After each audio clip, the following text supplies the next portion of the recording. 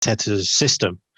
And yeah, just as Art's joining now, yeah, I made a video about him. I think he's perfect for the way we want to play, and can't really complain about the signing. Okay, well, again, let's welcome the man in. Thank you for waiting, Hi, guys. Art. We talked to your colleague James Bench this morning. He was exuberant. I mean, you look quite happy. I mean, it's a good day if you're an Arsenal football fan. Yeah, it's a lot better. It's a lot better than when we started there. I think obviously with the way Arsenal played in the first half against Sheffield United, the mood was a bit down. But I think the way events have transpired this afternoon, especially with, of course, I'm guessing you guys are talking about Thomas Partey, but with everything that's been going on around that, I think there is a lot of enthusiasm around the place at the minute. All right. When did you first hear that? Again, as we were telling everybody, if you follow social media, it was a roller coaster over the last several days. Everybody was up after they beat Liverpool, and then it seemed on Saturday when the news came that it looked like that the Aouar deal had fallen through. It just the floor fell out, and so many people were thought, oh, it's this terrible. We're not going to sign anybody, and let's take to the streets and march, and it's awful, it's horrible. And they hadn't played Sheffield yet, and so we were hearing, oh, they're gonna lose to Sheffield, and this is Arteta's gonna. I saw a couple, more than one. I hate to say this, but I saw a couple on social media that said, oh, Arteta's gonna be at City in 2 years when Pep leaves. It was just the doom meter went to 13. Here we are, though, very different world. 48 hours later. Yeah, I think you kind of got a real sense of confidence from Mikel Arteta, especially after the game yesterday in his post-match press conference, because when he was asked about that, of course, with the way the Houssam Aouar deal went, and the mood around the club, he was asked about whether he is still confident that Arsenal were going to be able to pull off incoming deals as well as outgoing ones, which of course were going to be important today. But he stayed firm in his stance that he believed that Arsenal could pull off the signings that they wanted to pull off as well. I think that was an important point because, as we all know, Thomas Partey has been of long-standing interest from Arsenal this summer, or even dating back to the spring, you could say. So I think that was important, as well as the fact that I know a lot of the frustration was also pointed towards the Kroenkes as usual on social media. But what was probably even more important was the way Arteta spoke about their backing as well after the game yesterday. He said that he has 100% backing from them, and that himself, Edu, and the ownership are all in sync. So I think, as well as that, him with the way he's conducted himself since he's joined the club, I don't think he would have said that if he didn't believe it. So I think those were the real telling signs, maybe, that Arsenal weren't finished yet after the Sheffield United game yesterday. Yeah, again, that's something we brought up this morning, that there was two ways to read that. He said, have faith. We're all on the same page. We all know who we want. And I said, there's two ways to read that. You could say that as saying, okay, this means we're still in the market, or this could mean, if you were totally sour, you can say, oh, this means they know who they want, but it means they're not going to get them, right? So it's like the Rorschach's test. Is this, you hold up the card and what does it mean? And Art, you're a lot closer to the team than we are here, but I mean, it seems that this is just a matter of, he said, trust me. And I think it's so important that now, the day after he says, trust me, I'm not lying to you, we're serious about this, I wouldn't tell you otherwise if we weren't. And now here's Thomas Partey. What that does, I think everybody knows Mikel shows signs of being a special manager as far as management, picking, developing teams, and everything else. But this just builds a tighter bond with all of the Arsenal fan world. Yeah, I think, as you said, Arsenal fans probably already got a sense of that with how he's conducted himself since he's taken charge in December. I think even in his first press conference, everybody got a real sense of like a wow factor, even though he hadn't managed a game of football at that point. The way he came across was very impressive in that press conference. And I think the way he's backed that up with his actions in terms of, you look at the way, of course, I think it was confirmed maybe an hour and a half ago, Matteo Guendouzi going on loan to Hertha Berlin. You look at the way how he dealt with that situation. It wasn't as if he wasn't in control at any point. I feel that he has shown that if the player is willing to be on his side, he will give them a chance to get back into the team. I think we've seen that with, of course, Granit Xhaka is the main example, but Ainsley Maitland-Niles as well, as he was, of course, out of the side before the break and then worked his way back into the team. I think with, of course, the transfers and the way he's spoken about those, I think the way he's been able to talk honestly, but not too, he doesn't give away too much, but he does still remain honest when he speaks. I think that's probably something where Arsenal fans can be encouraged with the way he handles himself when he's addressing the media. And well, when he's addressing the media, he's addressing fans as well. So it kind of links all into one, I'd say. Yeah, and I just have a question on the youth players. Who would you have liked to see get a loan this window? Because obviously there's still time with the EFL Championship and whatnot. Yeah, that's an interesting one. I think if I was going to say want, I would maybe.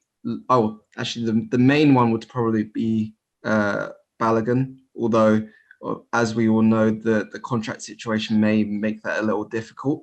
However, I do feel that he is good enough to get chances in the Europa League or Carabao Cup.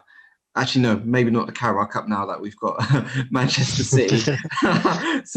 so yeah, but I do feel with the way the draw has gone in the Europa League, he could possibly look to impress in that tournament. Of course, he's been in first team training before with Mikel Arteta and has impressed them with just Eddie Nketiah and Alex Lacazette at the club as the main strikers. I think he would have a good chance, hopefully, to prove himself there. But in terms of loans, I think Joe Willock might be a good one. The only thing that makes me uncertain about that is whether Thomas Partey coming in means a switch to a three-man midfield. If that is the case, then I would possibly see him staying as a better possibility, as he may be able to learn off Partey a bit in that box-to-box role, where I feel he's a bit more natural than when he's playing further forward, even though Mikel Arteta has spoken about how he does believe Joe Willock can play that role. So I think for that question, I will go for Joe Willock, but also another player I wanted to just address was Emile Smith-Rowe. I think not in terms of a loan. I think it's been clear that the plan is to keep him around the first team for this season, and that's something that I'm really encouraged by. I think it was unfortunate that he did get that shoulder injury just before the season started, but I do feel that he will do well in proving himself to Mikel Arteta this season in the Europa League.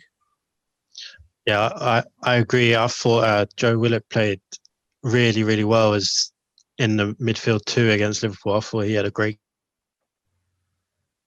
game, and got to be lucky with the penalty, but that's not here or there. Another one I've kind of disappointed for is Reece Nelson. I felt like he was on the cusp of getting into the first team, and then he's just got a hamstring injury, and I felt he could probably do with a loan as well. Yeah, I think James Benge obviously has reported around that loan situation before today, and of course with that hamstring injury, that was obviously going to be a big blow in terms of getting a possible deal over the line. I feel that it's a shame because last season, even though he wasn't totally consistent, I do feel he was of value to Mikel Arteta, and in a grander scale, it was the fact that he was impacting play from the right and the left, I think was very important. Of course, with Willian coming in, that was always gonna have an impact on his minutes this season. And I feel even though Willian hasn't been maybe the signing that Arsenal fans would have wanted so far, I do feel he's pushing players like Nicolas Pepe to improve with the role he's been playing since Willian's come in. I feel that Pepe's taken his game to another level to always try to impress when he's on the pitch. In terms of Nelson, I would have been for it if he did go on loan this season, as I think with him turning 21 in December, getting that football is going to be crucial. In terms of where, of course, we've got the EFL deadline still there, but I don't think the Championship is the place for him, if I'm being honest. I think he's beyond that level. Yeah, 100%. So to that point, do you think there'll be a market for him in this next few days once the Prem teams kind of step back and the bigger window closes and they look and they say, here's a player that's available. You know, maybe we have to wait a week or two with him or a month or so, but he's got value.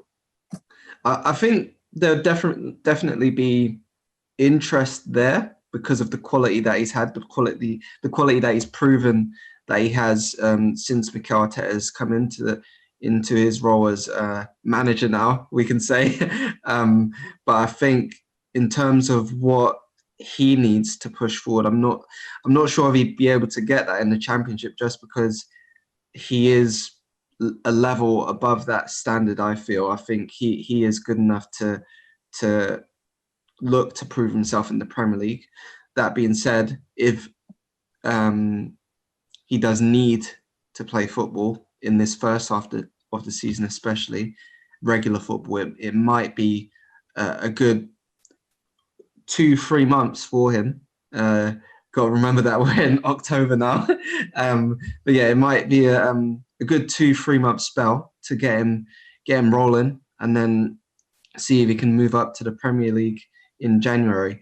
But I think what is also important to remember with him is that when Mikel Arteta was actually asked about him a few weeks ago, he said that he's been impressed with Nelson in training, and that in football it can take 3 days for things to change. It doesn't necessarily, or even 3 minutes with a performance or something like that. So I think even if he doesn't get a loan move, which he may want, there will still be a place for him at Arsenal, especially with the Europa League. And I think that's kind of highlighting how important that FA Cup win was for securing that Europa League spot. I think with the amount of young talent Arsenal have, I think they couldn't really afford not to have that Europa League spot, and that's going to prove crucial this season. Yeah, and just going off that, the Europa League draw is perfect for our youth players to get a chance now, because as I was saying to Raf earlier, no disrespect to these teams, but they're not teams we're we're expected to have a hard game against.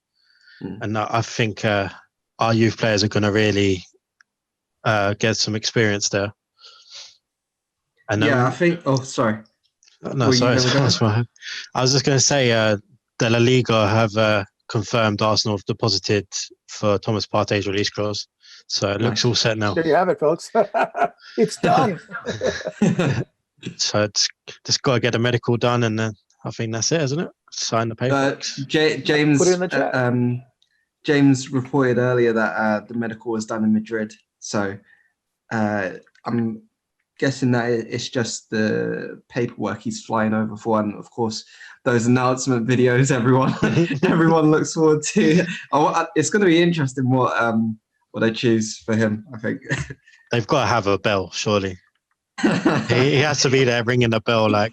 I saw a few tweets earlier that they have to do the announcement tweet in Arabic to give him a little nod. Fair play. Fair play. That'd be hilarious. We've talked about the flip side. You've talked about the flip. I mean, the positive and negatives for the young players, and obviously they might need to go out on loan to get the time that they need. And I was kind of distracted earlier. I was answering a message, but tell me if you've answered. If you've answered it, just let me know. We'll move on. But I mean, William Saliba's not going out on loan. He's one player we thought might go out on loan, or maybe he could in the next 3.5 hours. We don't know, but it looked like there were some rumors when we started this program a few hours ago that he might go back to Saint Etienne. That a trip back to France might suit him given his personal his family issues, losing his mother and adjusting obviously in those very difficult circumstances. But if he stays, I mean, he's not getting minutes right now, but yet he's so talented.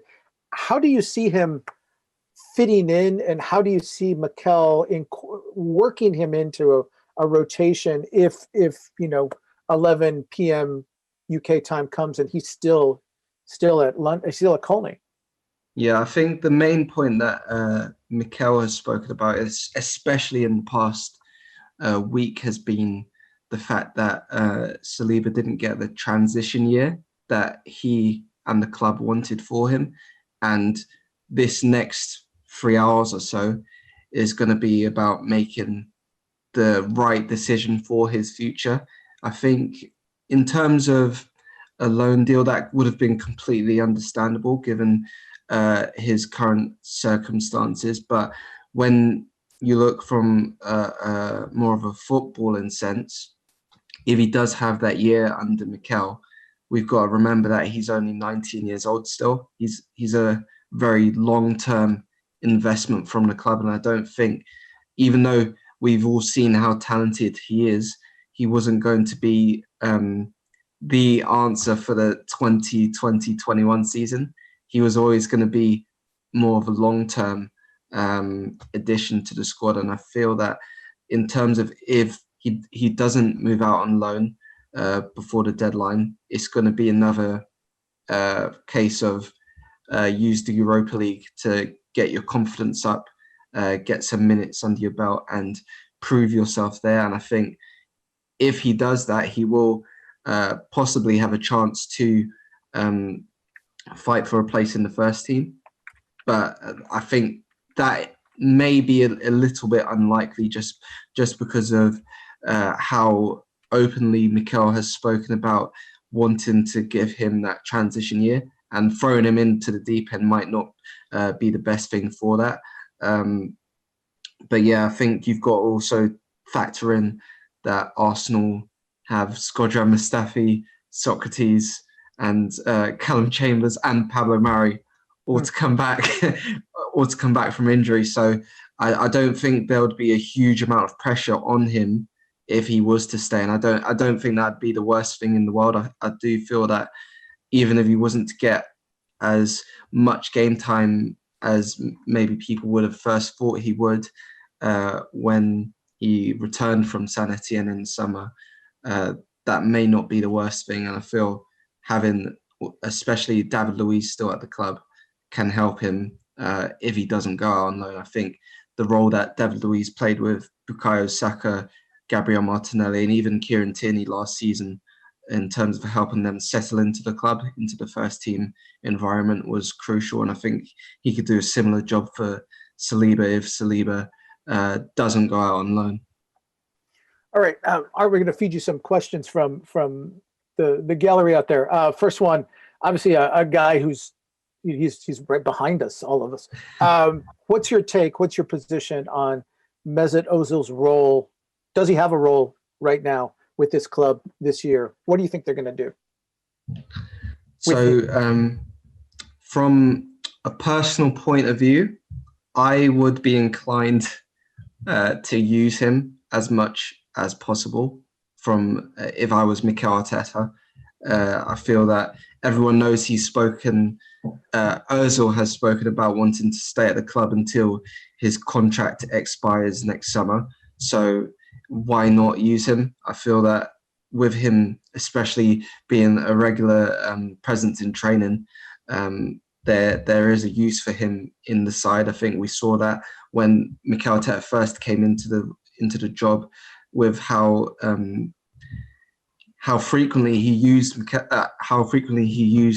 Özil in the Premier League. He was an undroppable before the coronavirus hit, and I think that with Arsenal's lack of creativity and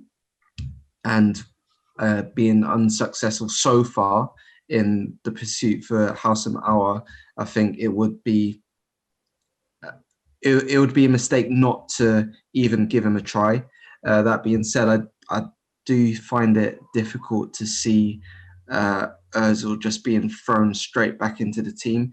I feel that you could see it with Matteo Guendouzi as well, even though Mikel Arteta spoke even more openly about Guendouzi's situation, about him possibly being reintegrated into the squad. He hadn't even been in a matchday squad before his move to Hertha Berlin was confirmed this afternoon. So I feel it's going to be a difficult one for Özil to get back into the team, but especially if there isn't another creative midfielder brought into the side, I do feel Mikel Arteta would be smart to use him at some point. But again, another thing we have to factor in is, especially I think after January, whether or not they want to risk injuring Özil, which may or may not risk any future moves that could happen. That may factor into decision making as well. So my next question is, I know you're a massive fan of his, and I bet you're glad he stayed, aren't you? 50. I knew you were going to say before you even said it. But yeah, I think with it was so weird because it was almost like every few weeks there was a new rumor about him potentially leaving the club, and with that he became even more crucial to Mikel Arteta's plans.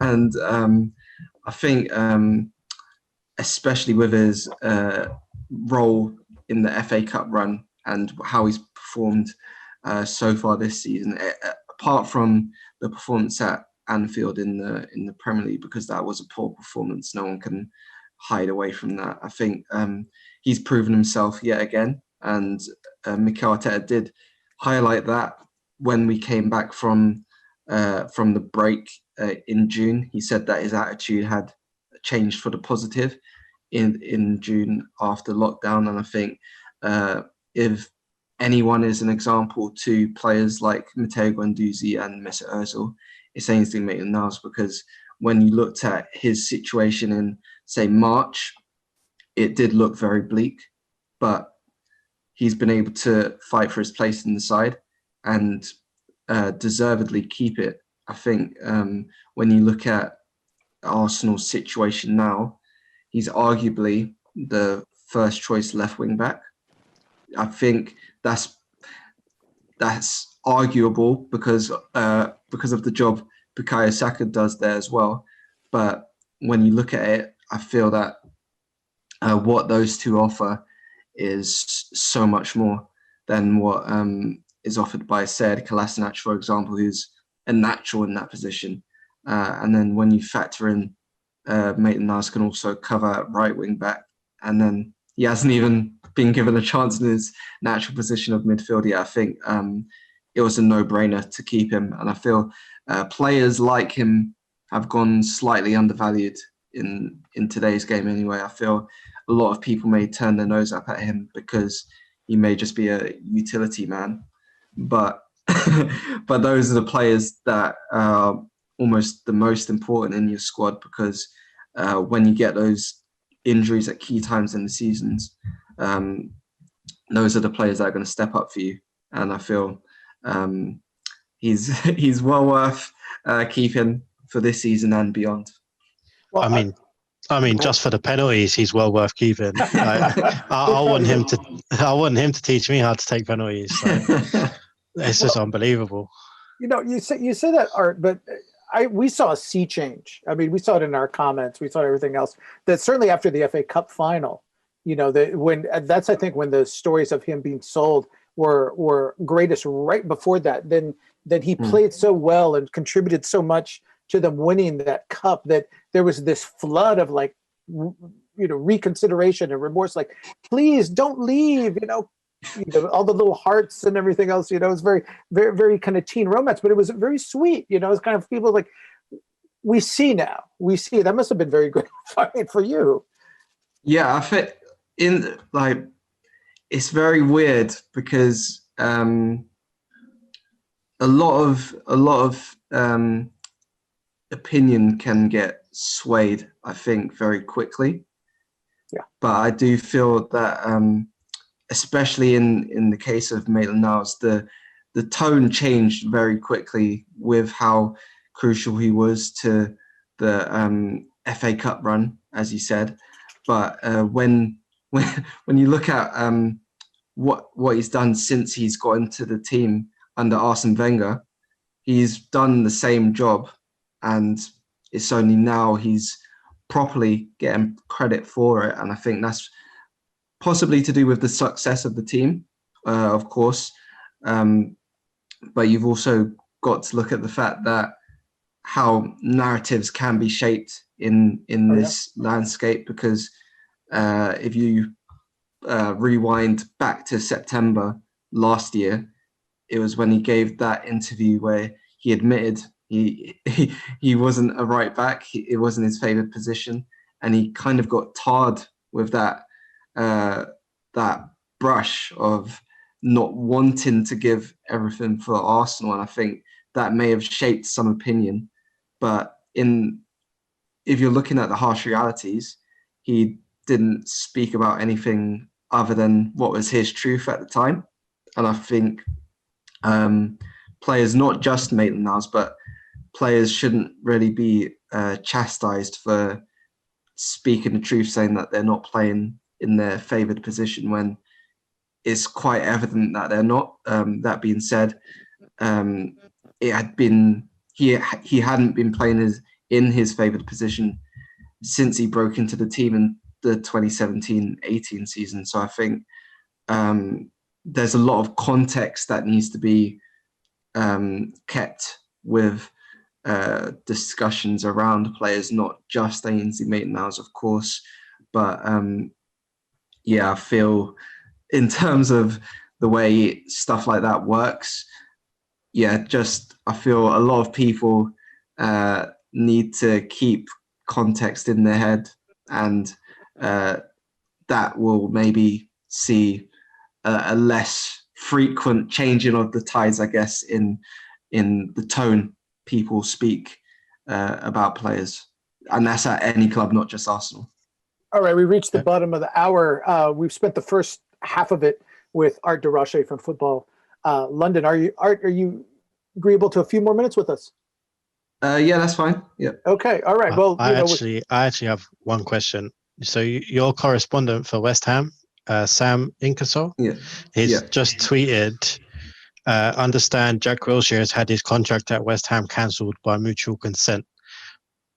I feel that's very sad because obviously Wilshere was my favourite player. Like, what's your guys' opinion on that? Should I go first? Or Oh, no, this is for you. Go ahead. Well, yeah, I think, first of all, I can only relay what you've just said. Is a very sad moment. I feel that when looking at the career of Jack Wilshere, you can't deny the talent. I feel that even when he left Arsenal, I do feel that there was still a place for him in the side. Of course, they couldn't reach an agreement to keep him, I'd say, but I do feel he was still of value when Arsenal let him go. Since he's left for West Ham, of course, injuries have been an issue for him, and you can understand it from West Ham's point of view, because it is an investment they're making in their team. But I think we've got to remember that Jack Wilshere is only 28 years old. I know some people may see that as an old player, but he is still 28 years old. So opportunities hopefully will still come for him at a level where he can prove himself. And hopefully as well, he can keep on battling to prove himself as the talented player that he is. I think in his last season at Arsenal, he was proven quite regularly how influential he could be in games. And yeah, I just wish him the best, as I'm sure you guys do as well. Pay as you play contract. We're in need of an attacking midfielder. I wouldn't say no. All right, I have one more question. Again, is this crazy day, but again, it seems to be winding down. There may be another surprise in the box, but I think as Arsenal fans, we'll feel like it's been Christmas with Thomas Partey, unwrapping the Thomas Partey present. But now, again, this is a new world. We put him in, and everything, the perspective of the team, of the club, of the physicality, of the mindset, everything changes. What are you looking forward to the most going after the break when the Thomas Partey infused lineup takes the pitch? I think it's going to sound kind of nerdy, but I think what's going to be quite interesting is just how Mikel Arteta decides to shape up his team. I think after the restart, it's very evident that he wanted to go with a 4-3-3, with him using that against Manchester City and Brighton. But of course, with the results that came in those games, he had to switch to the back three.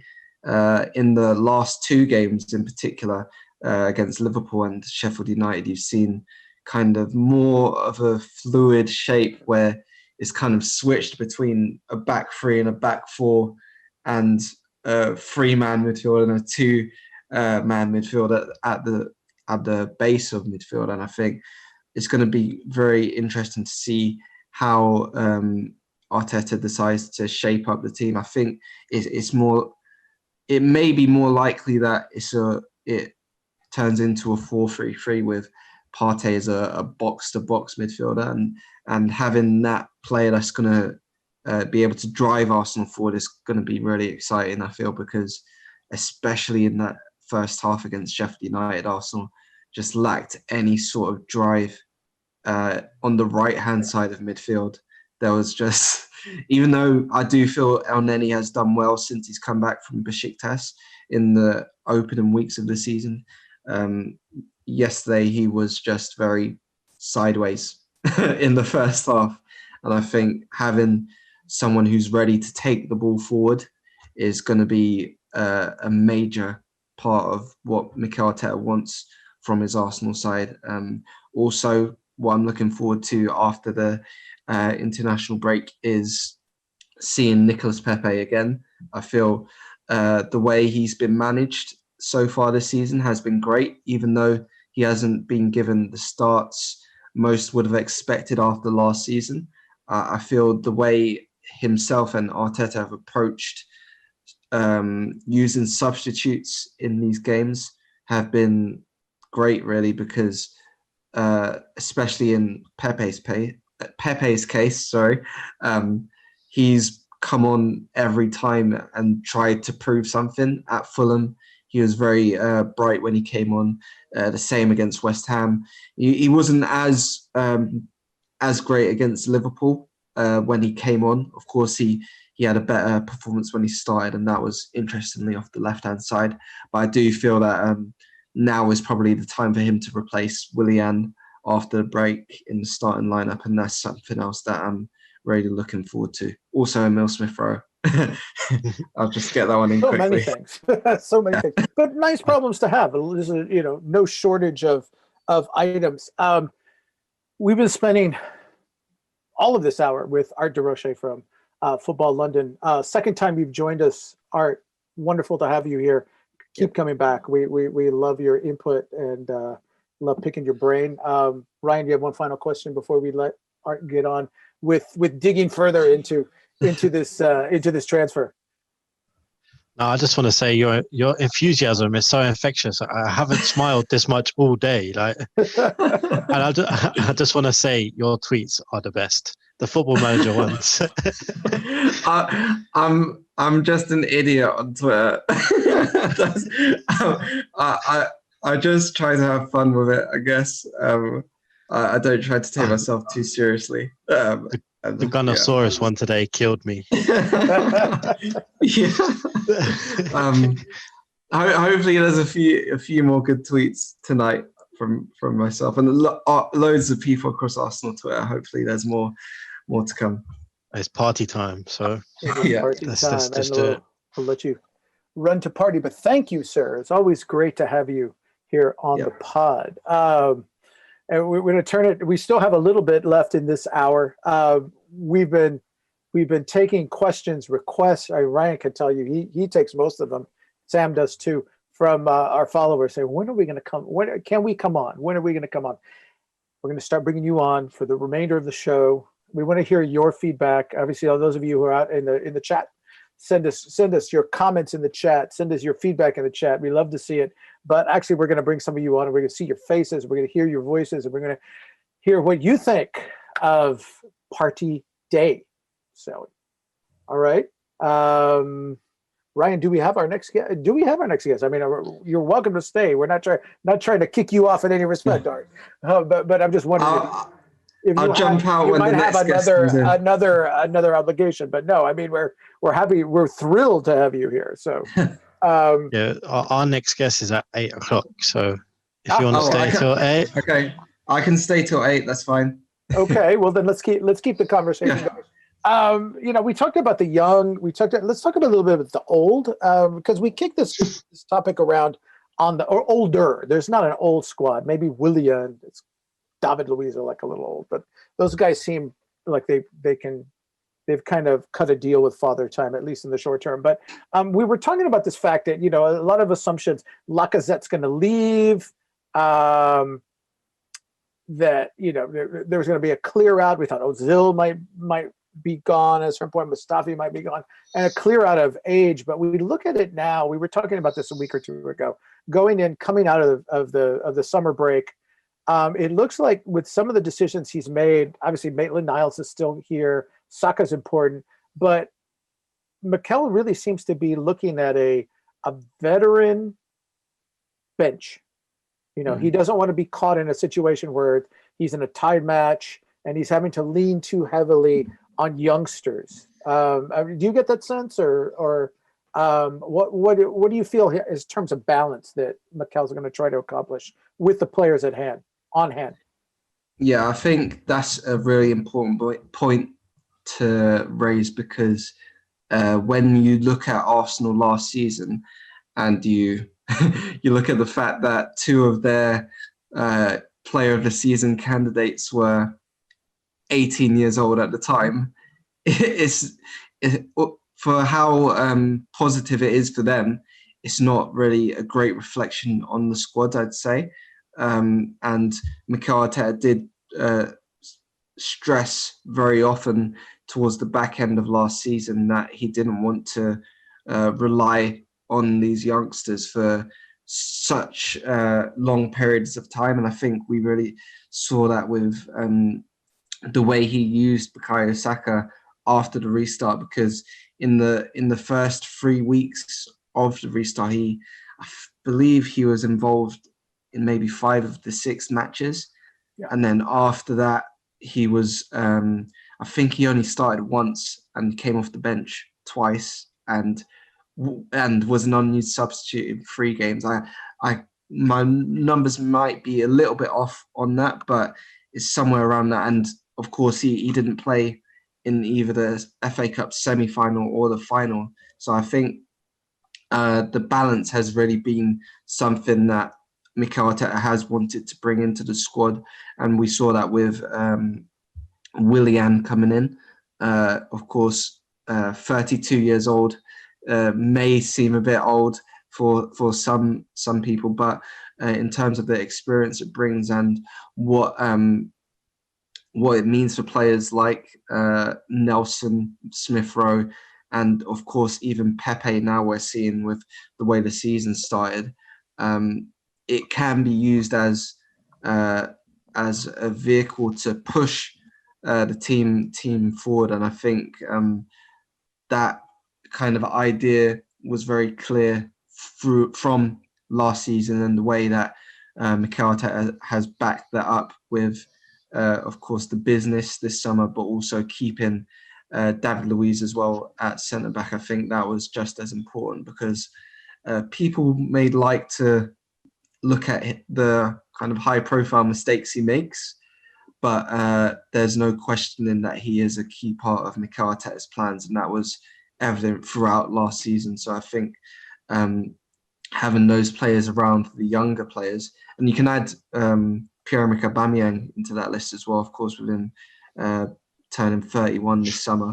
I think having that, as you put it, veteran core around these young players, I think it's going to be very important this season and beyond. Well, you raised an interesting point. I think it's a happy coincidence that you and Ryan were just discussing Jack Wilshere, because I mean he's the case in point of what Mikel's trying to avoid. I mean, we all think back to his debut, that spectacular match he had against Barcelona in Spain when he was just a kid, and everybody was raving about this kid's future. And obviously he was part of a Arsenal squad that was really kind of shorthanded, and Arsene Wenger had to lean very heavily on him that season when he was still like 18, 19. He played an incredible number of minutes in matches, consecutive matches, because Arsenal was just fighting to keep that top 4 space. And of course, what subsequent result of that, he plays, he's redlining, so to speak, if you use the metaphor. And then he has a stress fracture, and then he has another one, and then he has another one. And you go back and you look at that stretch. I'm sure Arsene didn't want to play him that much, but he was kind of, given the circumstance of the club at that time, he was kind of caught in a position where, again, he's having, as Mikel did with Saka during Tierney's injury, having to lean on this kid for an extraordinary amount of time. And I think he knew, and I think he saw what happened to Jack Wilshere, that, don't break this guy. He's showing some exceptional adaptivity skills, just showing real skills, scoring goals from all parts, leading, being one of the leaders in assists in the league with limited numbers, with limited minutes. So yeah, I think your point is very well taken on that.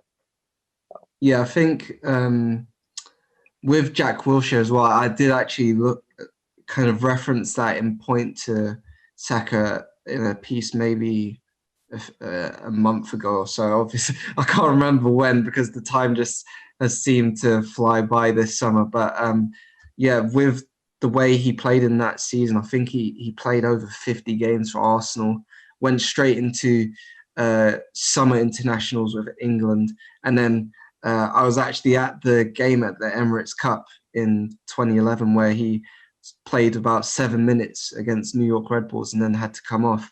So that's kind of a summer that I'll never forget from a Wilshere point of view. But yeah, when you look at the way Arteta has managed Saka. I wasn't even expecting him to start against Sheffield United, to be honest, because when you see towards the end of the Liverpool game, he actually pulled up with a cramp, and then he's got an international break to go to as well. I was just of the mindset that it'd be best to rest him against Sheffield United, but again, he proved how key he is to Arsenal at the minute. And I think even though he is one of the key players, what also helps is the fact that he is a floater, as Mikel Arteta called him a few months back. He doesn't really have a defined position in the team, and I don't think there's anything wrong with that. I think, again, as I kind of mentioned earlier with Maitland-Niles, some people may expect every single player to have a primary position in the team, but if there's someone that is able to do multiple jobs and do them so well, that's only going to serve Arsenal well in the long run. And I think when you're looking at his future, it's obvious that he's part of the long-term plans with the contract that he signed in the summer, moving to the number 7 as well this summer. But I feel the management of him and other young players in the squad is going to be what takes Arsenal to another level when nurturing these young talents that come through from the academy. Yeah, I was actually at that Red Bulls game as well. I met him. No. I actually met Wilshere in the car park after. All right, cool. And he told me it was only been a couple of weeks. And I've never believed a footballer since. Tough. That's a tough lesson. Art, question from the chat. Balogun, where he's started training, I understand, more with the first unit. What does the club see? Again, a lot of talk that he's could go out on loan. A lot of talk that they wanted to sign him to an extension so that they could send him out on loan. Where is he as of, where are we now? 7:50 on deadline. Yeah. So I haven't seen much around him in terms of a decision being made. Sorry. Of course, everyone's known that his future's kind of up in the air this summer with a contract decision still needing to be made. But in terms of my personal take on it, I do feel that with Sheffield United getting Brian Brewster from Liverpool, that did serve as a boost to Arsenal. I feel I did speak to Nathan Hemmingham, who is a Sheffield United reporter for Yorkshire Live before the Sheffield United game, and he said even though Brewster was heading to Sheffield United, Balogun was more of a long-term option than Brewster. But even with that, I do feel that the intelligent decision would be to try and keep him at the club. I feel that last season, especially in the run-in before lockdown, he was proving just how good a striker he is at under 23 level. The games that spring to mind are against Chelsea, Manchester City, and Monaco, especially. Those are games where he was forced to show that he can finish with different types of goals, and he did so very well. I think when you're looking at the pecking order in terms of who Arsenal may be looking at as their strikers for the future, I do feel it's very much Eddie Nketiah right now is the man for the first team kind of battle with Alexandre Lacazette. He's done very well since he's returned from Leeds in January in fighting Lacazette for that starting spot. And then after that, I feel that Tyrese John-Jules is the next man up from him. I feel the reason for that is because he is more natural with his overall game than Balogun. He's a lot more natural when dropping into spaces more as a number 10, which he done under Steve Bold last season for the under-23s, and has continued to do at Doncaster this season in the early stages of their season. He's proven to be valuable to them even when he isn't scoring goals.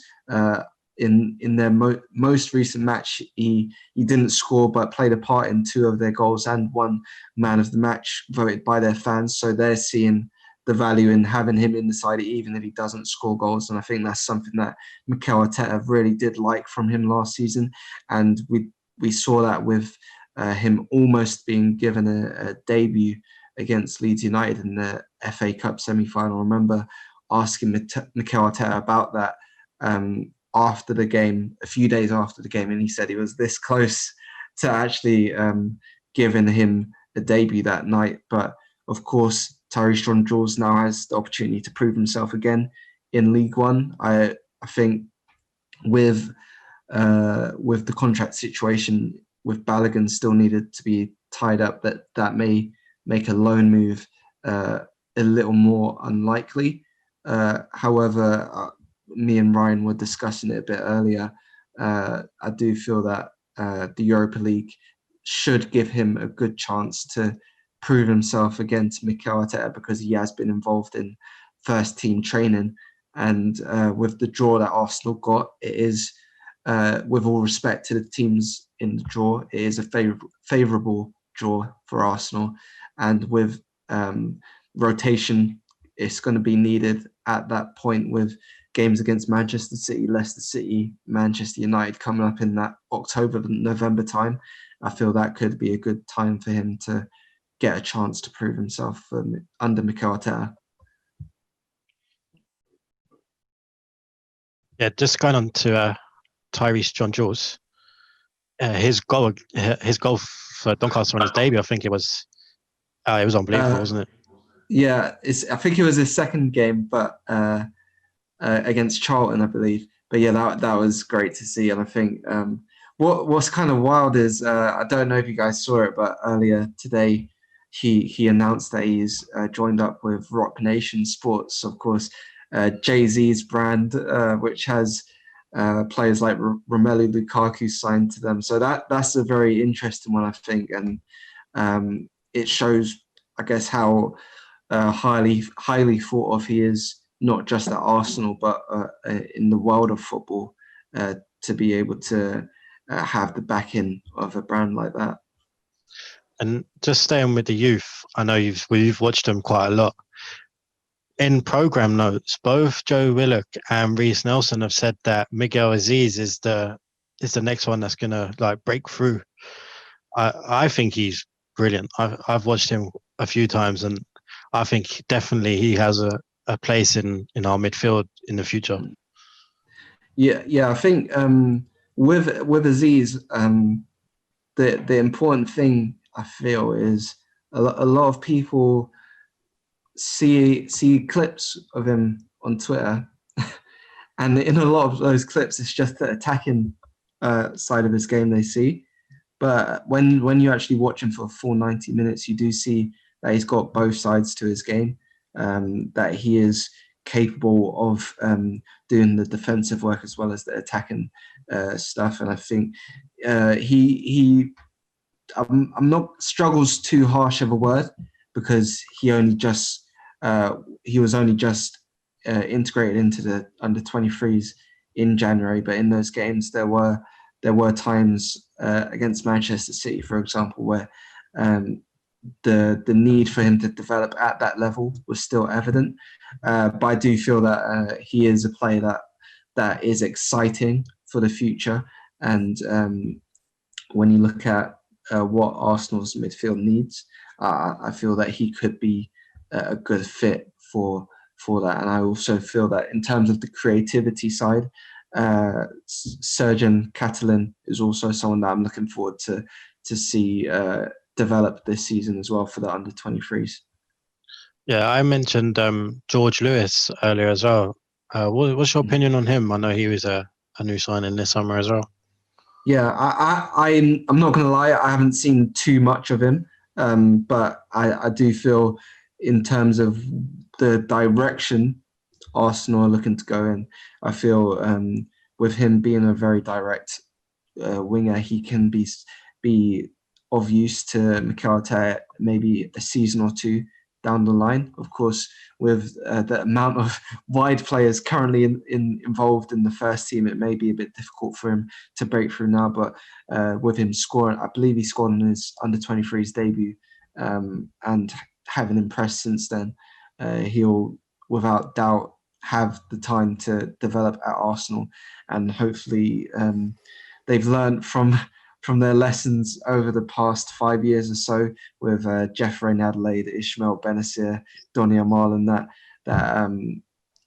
these players need minutes, so loan spells will be important for them. And over the next year or two, that's probably going to be the case for George Lewis as well. You following any of the chatter? I mean, I'm kind of tapped out of questions. Art just got to outrun me here. So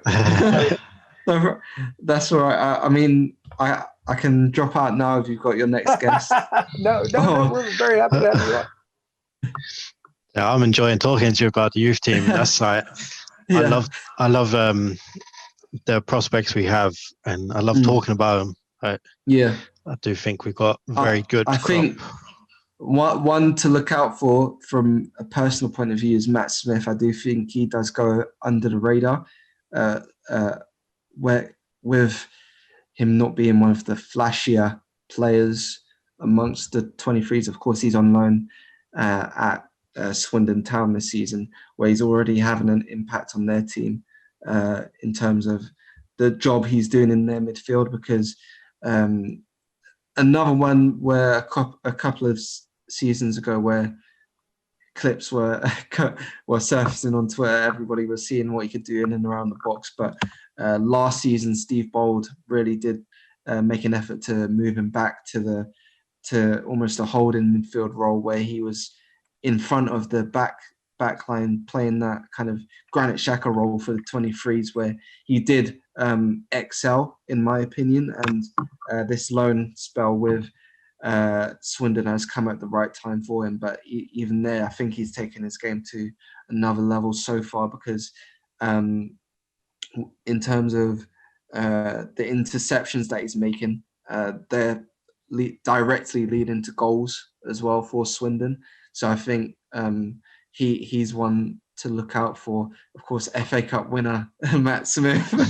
I should have started with that, sorry. I think he is one to look out for, because, again, we all saw how close he was to the first team after the restart, named on the bench 6 times by Mikel Arteta. And I think he shouldn't be slept on by Arsenal fans this season and after that. I agree. Raf, do you have any more questions? I am exhausted, but thank you. We got a bonus half hour of Art de Roche. Originally scheduled for 30, he gave us 60, so we feel kind of blessed here at the pod. We always a pleasure to have you on. Appreciate your insight with the youth and the big club, but especially the young players on the big club. So and of course, we pass on our thanks to James Bench, who made his first appearance on our pod earlier today. Just it's good to have working relationship with both of you and with your publication. So again, we're your friends of the pod, and we're grateful to have you on. No problem. All right, I'll jump off now. So hopefully you guys have a good rest of your night. Have a good rest of party. Have a party. Thank you, Rod. No problem. See you guys later. Bye. Thank you. See you later. All right, Ryan, we've come to the top of another hour. We're just kind of turned over the bottom of the hour.